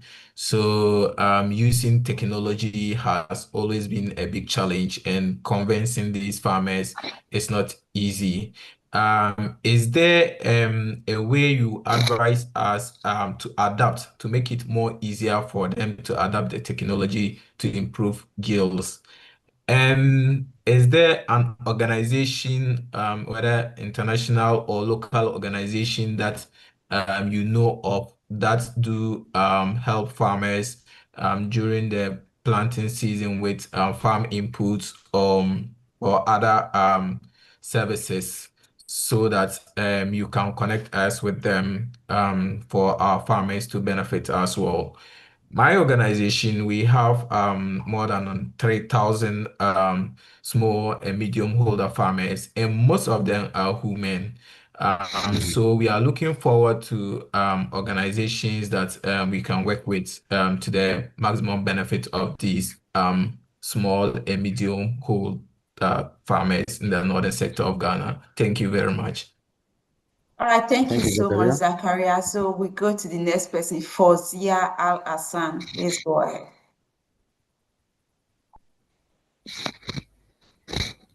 Hello, Fozia. Yeah, okay, hello. Good evening, sir. Yeah, good evening, Fozia. My name is Fozia Al Hassan from Adamawa State, Mobi. So we're going through the module. So something like greenhouse effect, preserve life on Earth, and climate change mitigation strategy. So I want more clarification on the Okay. climate change mitigation strategies, then greenhouse effect, preserve life on Earth. So I need more clarification on this, sir. Thank you, sir. Okay, great. Thank you for that question. All right, thank you. We have 3 more answers: Mervin Dwaka, Fatima Mohammed, and Amina Mohammed. So Mervin Dwaka, please go ahead. Okay. How you doing? Yeah. Very Anyway. well, Melvin. Okay. Yeah. Thank you, Anna, for the splendid presentation. And my name is Melvin Dwaka, and I join you from Liberia. Okay. Yes. My question is with respect to module 2. When I was actually going through the module, came across. We are going to have have module 2 live interactive session next week, so it has to be on module 1. All right, so maybe you should just keep this question and ask next week during the module Okay, 2 life okay, interactive okay, session. but okay, yeah, I just have 2 questions. Then let me ask the other question that I have. Okay. Yes, yes, my question is, yeah, with respect to rest productions for those, for me, I'm not really in the rest productions, but those that are in the rest productions, and there is a tendency that whenever in the rest is growing, like maybe the harvesting stage, and what happens is that the smell that can comes from the rest, it actually creates methane gas that contributes to greenhouse global warming. So my question is, what policies are those people that are in the rest in the productions in the rec sectors put into place in order to reduce this kind of effects? Because we are climatologists and we're talking about the impacts of climate change and how to adapt to it. So thank you very much. All right, thank you. Fatima Mohammed, please Sorry, unmute can I ask Melvin if I understand his question very well? He says approaches to reduce. Melvin, can you come over just that one? You're asking for strategies to reduce. Yeah. Strategies to actually reduce the methane that can actually come from the Methane. wrecks. Okay, thank you. Yeah, that comes from rice. Yeah. Is it rice you mentioned or what? Yes, he said rice. Rice. Okay, great. All right, okay, thank you. All right, Fatima, please, you can go ahead now. Good evening, Dr. T. Good evening, Hi, patients. good evening, Fatima. Yeah, I am from northern Nigeria and I am a smallholder rice farmer.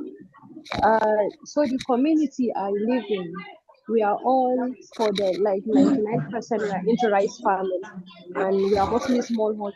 So I know that we are responsible for quite a lot of methane emission from irrigation.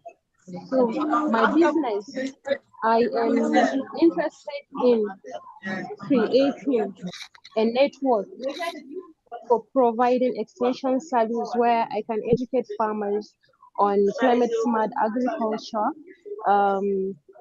which minus precision farming, to be honest, because that is so fund intensive. Just climate smart agriculture and climate smart agriculture involving carbon farming and regenerative agriculture. So my question here is there any way I can get started on that? Maybe educating farmers on carbon farming.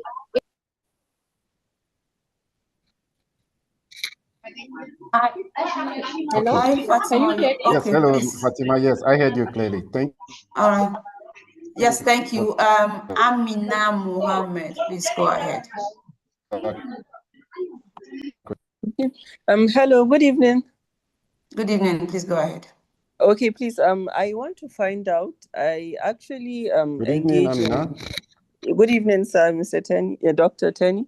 So I engage in recycling. I recycle kitchen waste and compost, both aerobic and anaerobic. And I want to find out, does it have any negative impact on the environment? Because I compost in containers, both the aerobic and anaerobic, and I use the compost tea as fertilizer for my plants. And I also make weed fertilizer from mostly nettle and other weeds we remove around the farm. It's small scale, but the plan is to scale up. It's more or less at an experimental stage and it's doing really well. The crops are really responding to organic fertilizer, to the organic fertilizers. So I want to find out if there's any negative impact it has on the environment and how I can mitigate it. Thank you. All right, thank you so much. So we have all the questions, Doctor, and over to you, sir. Okay, so the first question is from Antonios, who was asking about how we can use organicides more. How do we make organicides more available in the face of the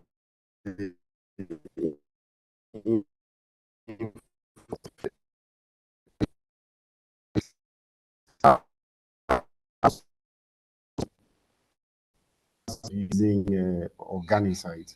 Now, one of the greatest to adopt organic inputs is the often, I don't want to say is the observation or the concerns which they have around yield.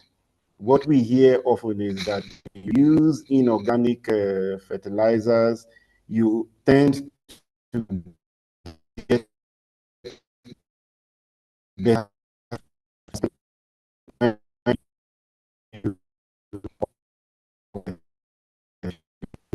What we need to get the farmers to understand that yes, it may look as though inorganic yield are supposed to yield greater yield at, or greater farming yield at the beginning, but the question is that are the yield or food that you're consuming is healthy for your system, and how long are those yields recorded? And farmers also need to know that as they continue to use inorganic fertilizers or inorganic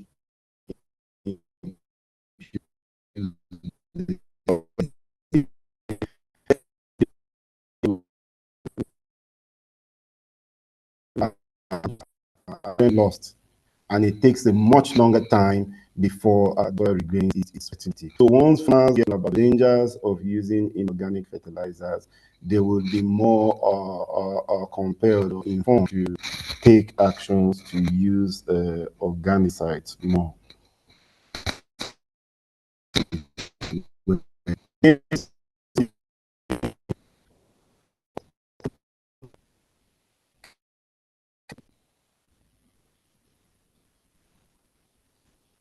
Hello?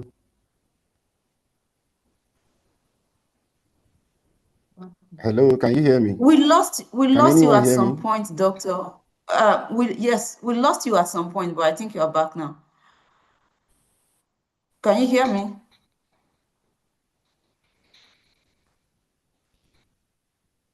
Hello, Doctor, can you hear?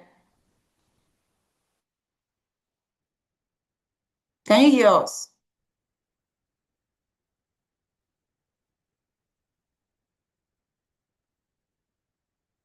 Can you hear me? Yes, we can hear you now, but we lost you at some point. Can you hear me? Yes. Oh, okay. Sorry about that. It was due to poor internet connectivity.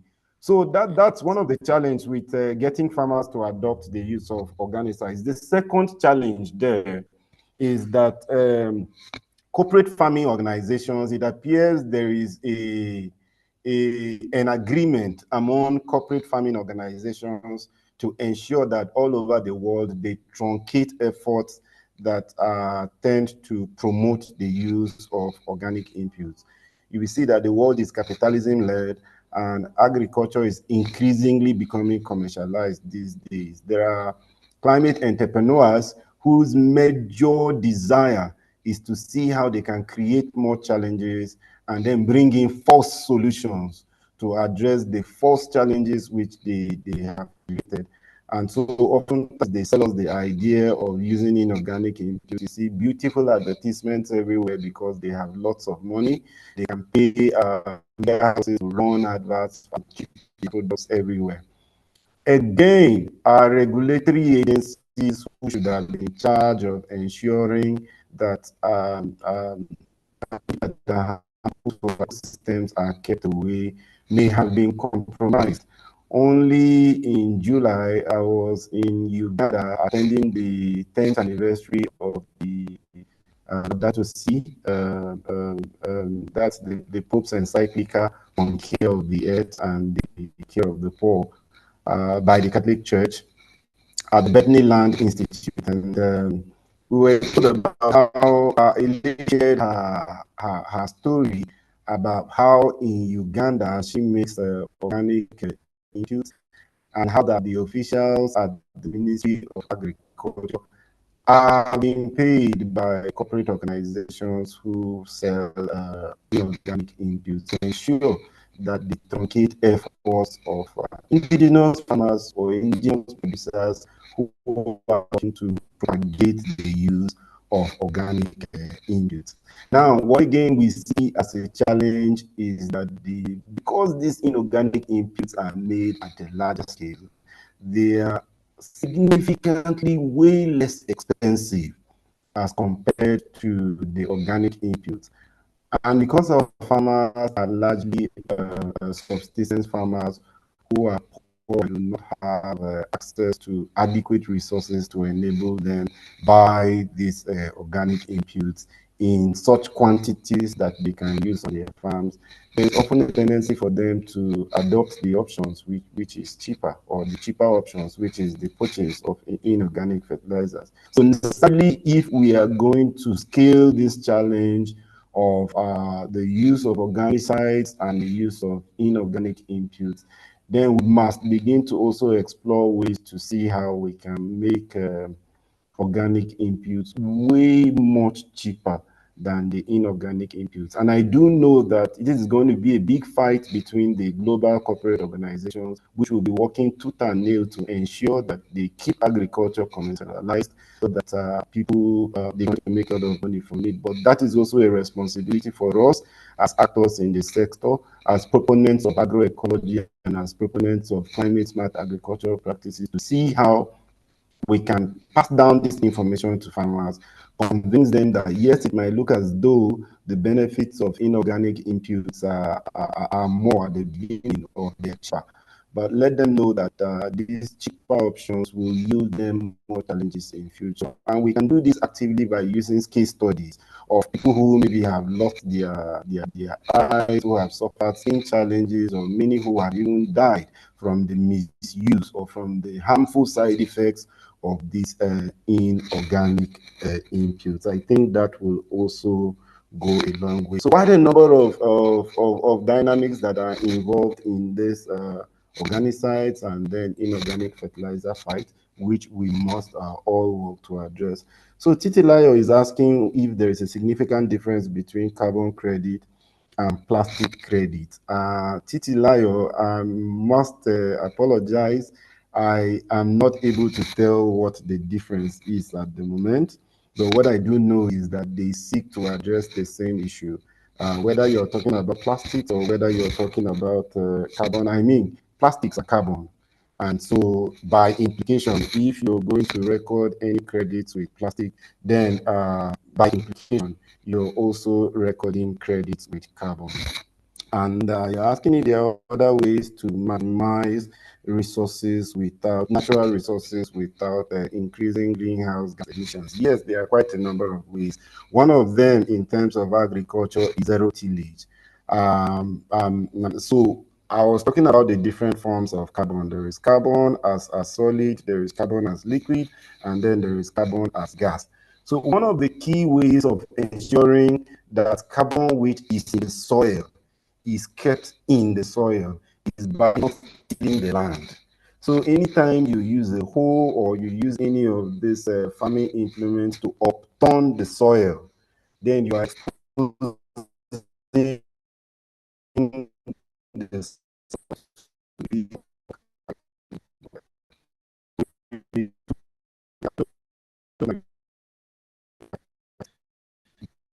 soils. And this is where rice farming also comes in. There was also a question around how rice farmers can and contribute less to the addition of carbon dioxide in the atmosphere. If you're able to adopt zero tillage of rice, for instance, you're contributing to small measure to sequestering carbon and then keeping carbon under the ground. And there are other strategies too for mitigation which can be adopted. Zachariah is asking here whether there are systems that can help with climate information predictions in Ghana, and if there are organizations that can support them as they have a large farming population in Ghana. So I am a member of a network in Africa called the Resource and Sustainability Network. It's coordinated by the Hans Seidel Foundation. It's a German organization. And only last year we had a meeting in Namibia where I was able to meet colleagues. And one of them whom I found very useful in regards was Isifu Sulemana. He is from a place called Wale Wale in northern Ghana, and his organization is CEAL. I will provide the ISIFU's details to the AFC team and they could share with you, Zakaria.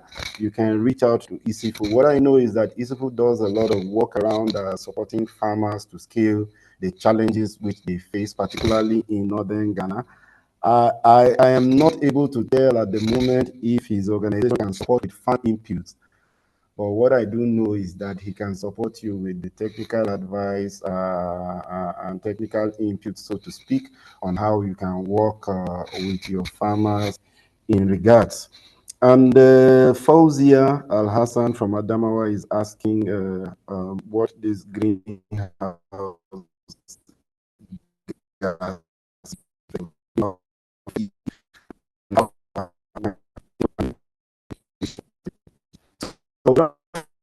to us what the greenhouse effect is. So the earth is surrounded by a layer of gases. Now, if you move from the earth or from the base of the earth, so to speak, several kilometers into the atmosphere or several kilometers away from the earth, you'll find out that there is the atmosphere. In no particular order, there is the atmosphere, there's the stratosphere, there's the troposphere, there is the mesosphere. And so the earth the atmosphere has a mixture of gases. There is carbon dioxide, there is air vapor, there is nitrogen, and then there is oxygen. So how the earth works is that there is the ozone layer somewhere up there which limits the ultraviolet rays from the sun from getting into the earth. So that ozone layer, in a way, is what is referred to as a blanket.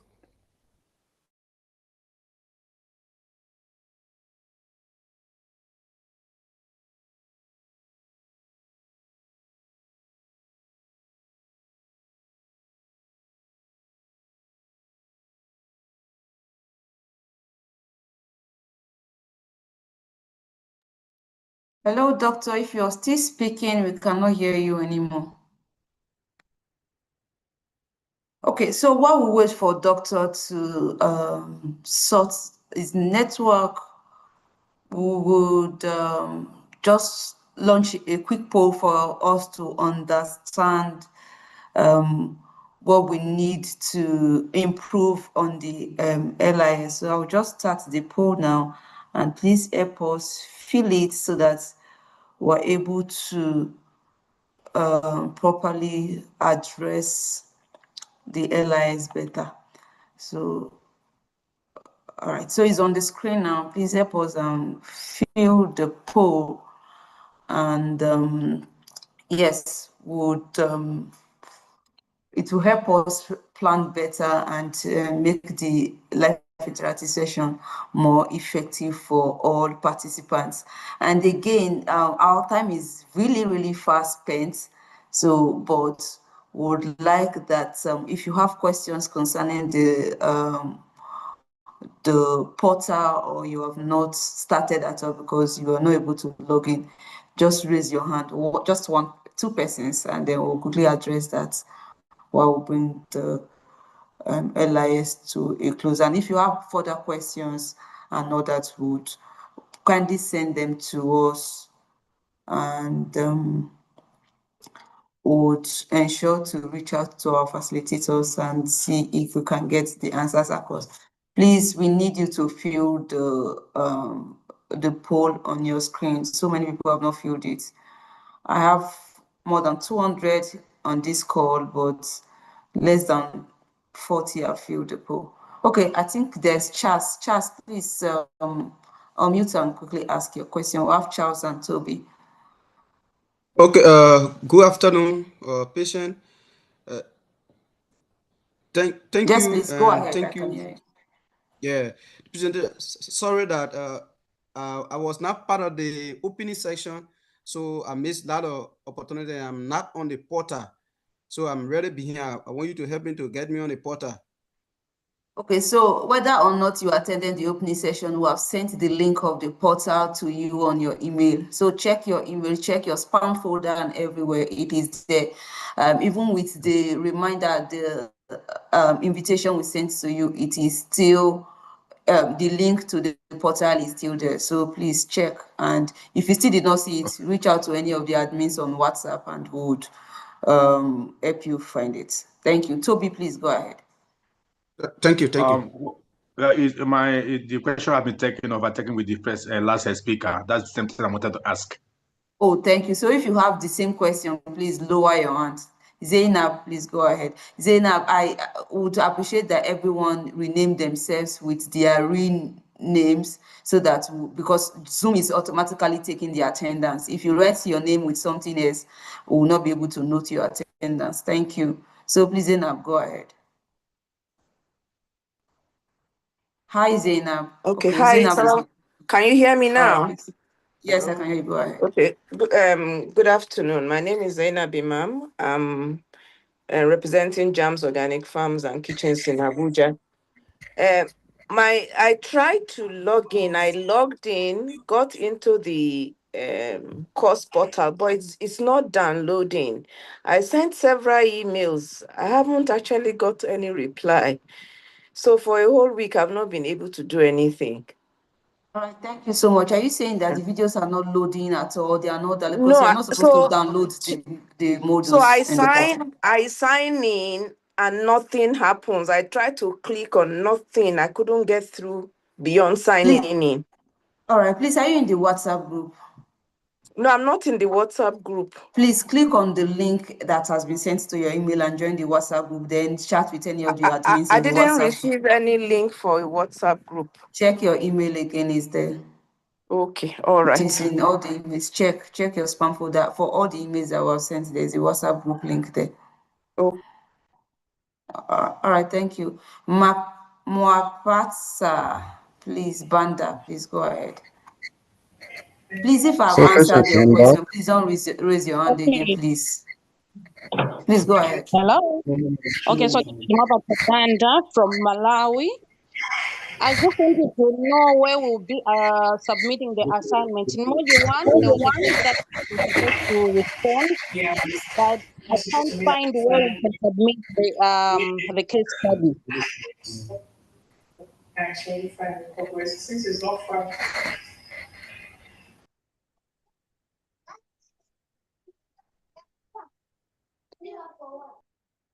I'm not sure I heard Banda, and looks like you have dropped off. Yeah. Please, Hello, yes, doctor.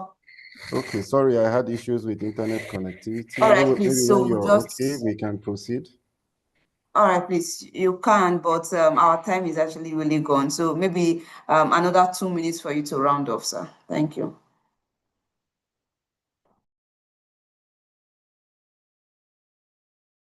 Hi, doctor. Did you hear me?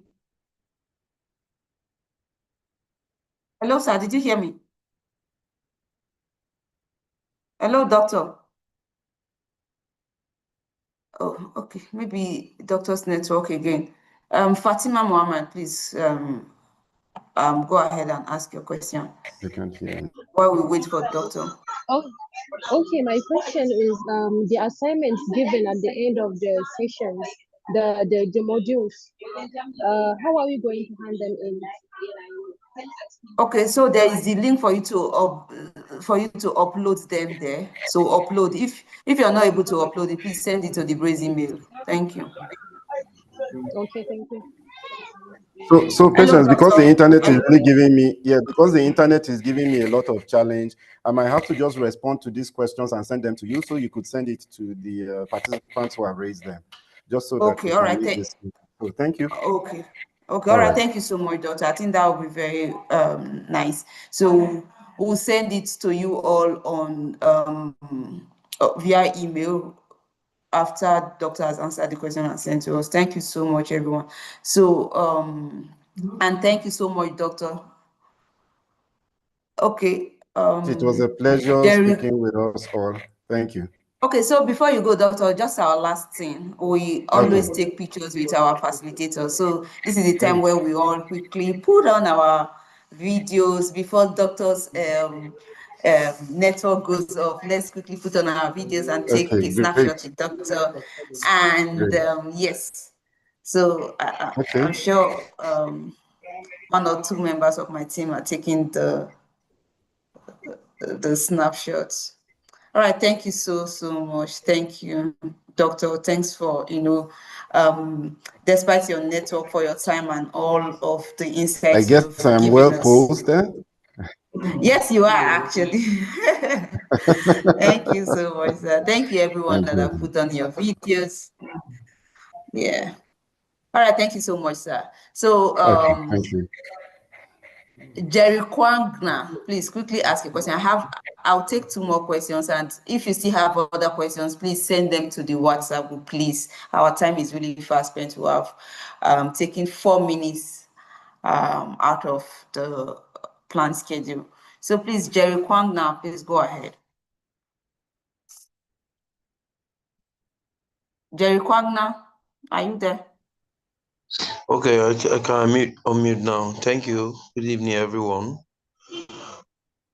My name is Jerry Kwang, the founder of Kwanze Agro Farms. What I wanted to ask is still concerning the assessment.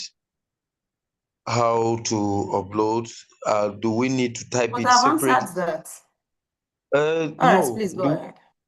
To type it separately, or I was thinking there is a provision where you can answer right there, but are we supposed to type it separately and then come out upload?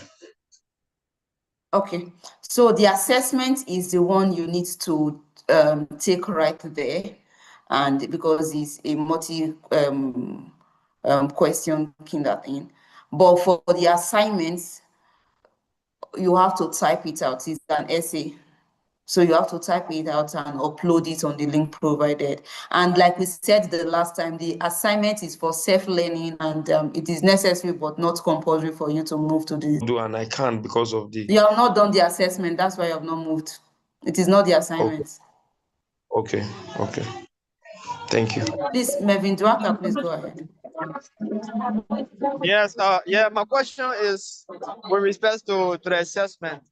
Yeah, we have to, do 3 attempts. So for instance, maybe I do the 4 attempts and then I score 80, and then I want to redo, and then I redo and score less score.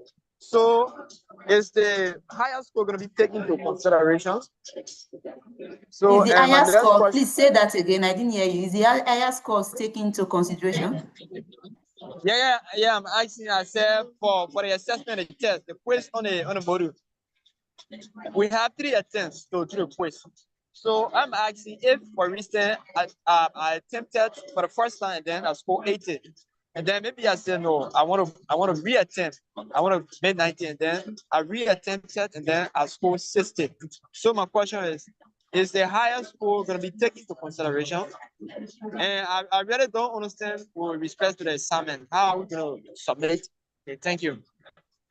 How to submit the assignment is what I've already said, that you have to upload it on the link provided there. Otherwise, send it to the Braze email if you're not able to do that. But for the assessment, if you scored 90 at first and you score 80 and you score 60, it is the latest score that you have that will be represented on the portal, right? So if you scored 90 and you are redoing it, you are canceling the score, the one that you already have done, and you are doing another one. So it was your latest score that will be uploaded, that you have in the portal. So thank you very much. Gambo Garba, please go ahead.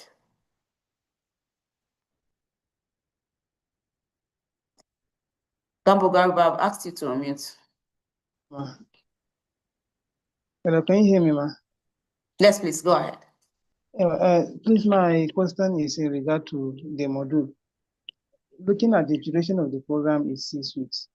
So are we can someone exhaust the module weekly as the time duration of the program, or you can exhaust it at any time, depending on your capability?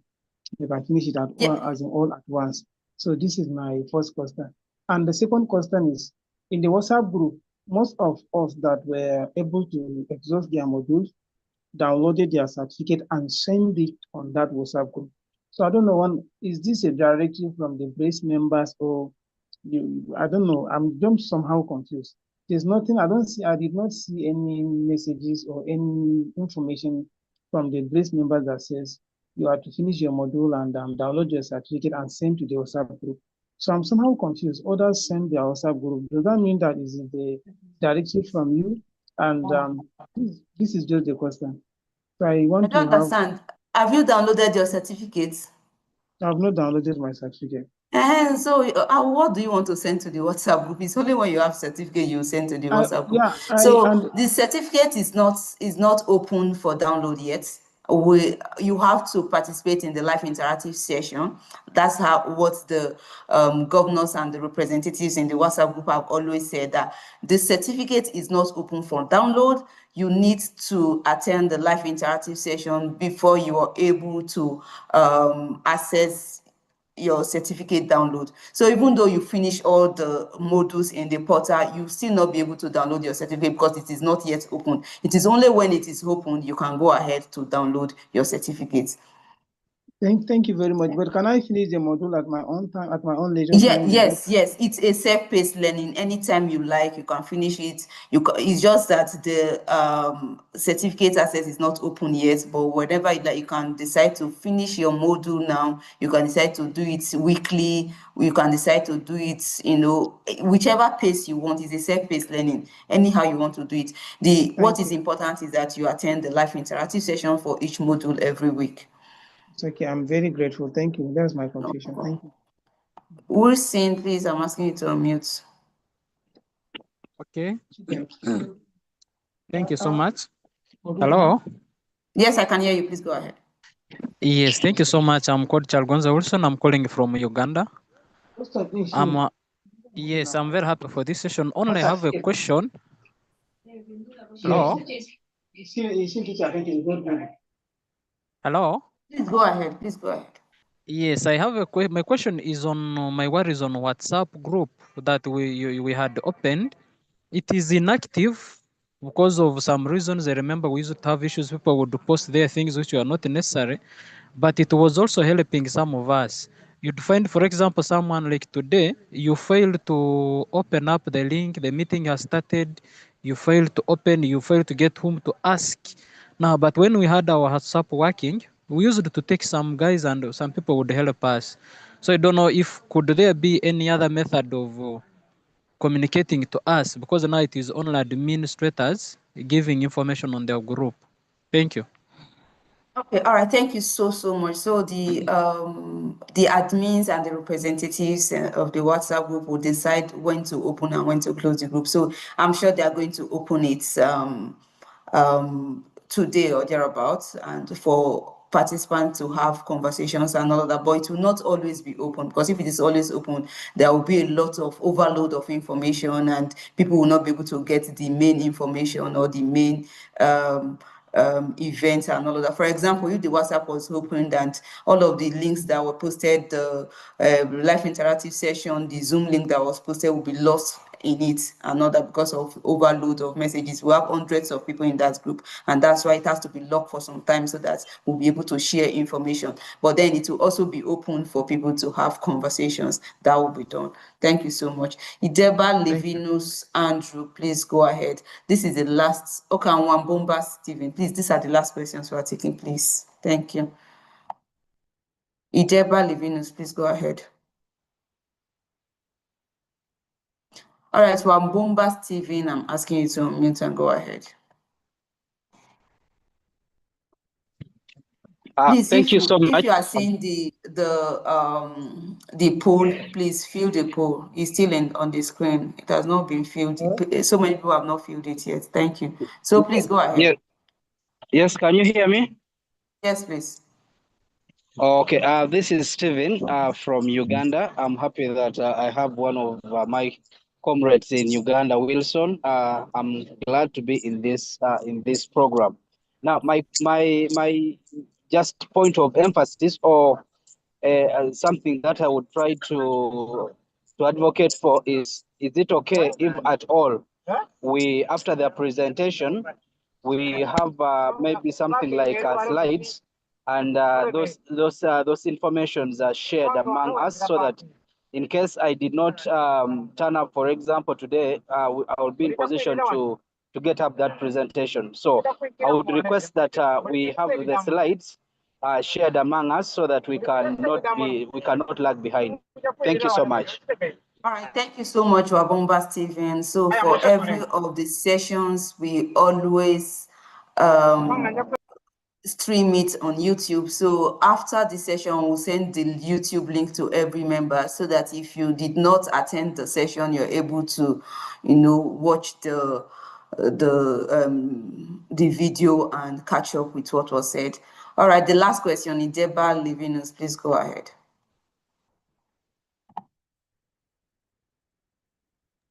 Ideba Livinus, please go ahead. Good evening. Please go my ahead. Question is, hello, my question is, I want to know if there's any way that the summary of today's session will be dropped on the WhatsApp group, so that anytime, or maybe because of some of this, sometimes I found out that I learned that the network, sometimes as the cost of the facilitator, then alerting some of the time, the network glitches stops and interfere along the line. So sometimes we'll be lost. So I'm suggesting, if there's any way, the summary of today's session, each session will be dropped on the WhatsApp group. I think that will be better, and it will help us. And some of the questions will feel that maybe is there. So no need of asking, we can just easily go there and get the information needed. All right, thank you so much, Ideba Livinus. That's the same thing I've just said. I will send Hello. It's always streamed. Can you hear me? Can you hear me? Okay. So that's the same thing I have said now, that this session is always streamed, and we'll send the link to everyone so that you have it handy in case you need any information, or you want to even revise what was said and all that. We'll always send you the link. And for those that did not even attend the onboarding, I don't know why they are still asking questions, because we have sent link of the onboarding to you on your email addresses. Please always check your email, check your spam folder, check your other places. Maybe some of the messages or some of the emails got to your spam folder. Please check.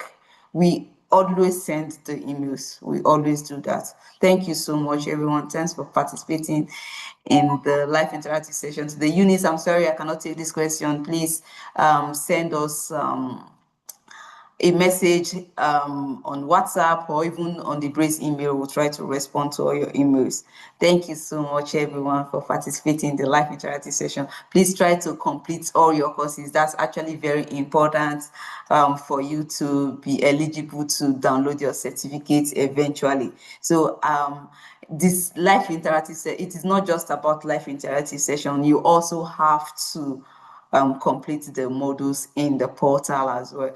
Thank you so much. Hope to see you all next week, Friday, this same time, for the live interactive session for module 2. Please, next time, let's ask questions on the particular module, so that we'll get a lot of, understanding, a lot of, insights for the particular module. Thank you so much, everyone. I appreciate all of you, and see you all next week, Friday. Bye, everyone. And we will see you on the WhatsApp group. We'll open the WhatsApp group for us to have conversations. Thank you. Take care. And do have a great evening, everyone.